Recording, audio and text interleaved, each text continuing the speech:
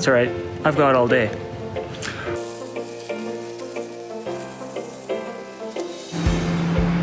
I think Amy's gonna really love these. Is seemingly everything distracting you from that project you're supposed to start? Take me for example. I'm no Hank Hill, but I'm really into these weeds in my backyard right now after I took a look in my studio this morning. Here are several tips on how Amy and I beat procrastination as full-time artists. Now that I'm finished with my yard work, here are 3 tips to help you beat procrastination. Commit it to paper, not to memory. Trying to remember everything you have to do can become a distraction in itself.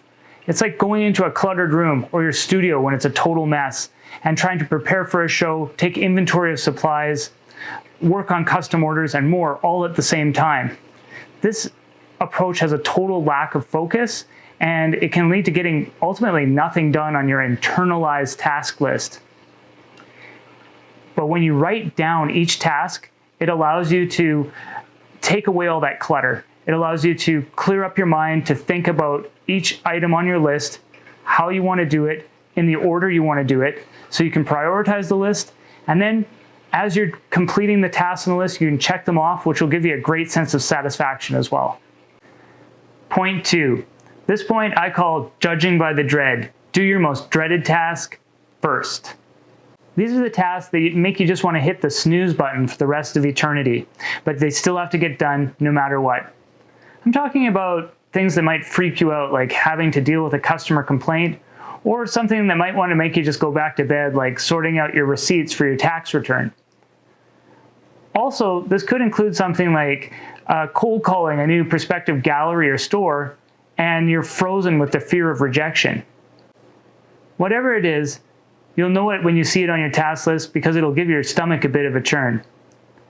However, these tasks are important and they're necessary. So you know you have to deal with them at some point, so why not just deal with the most difficult task first? Doing this allows you to free up your attention to deal with all the other tasks on your list that aren't quite as nasty. And in the end, you'll find you get a lot more done once you get that one thing that was bothering you, or maybe 2 things that were bothering you, out of the way. 3. Distractions empower procrastination. There are seemingly millions of different distractions, especially when you're trying to dodge a task that's uninteresting but necessary. This includes emails and cell phones, television and text messages. The good news is, usually the best approach to deal with all these distractions is the most direct approach. Turn off your cell phone, switch off your television, and turn off your email notifications. You'll also want to leave the room if there's a commotion from pets or family members.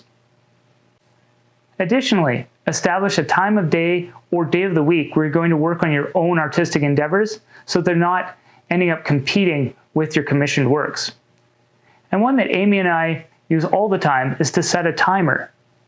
When you set a timer, you have a gauge of how well you've progressed on your project or task, even if you're not done when it goes off.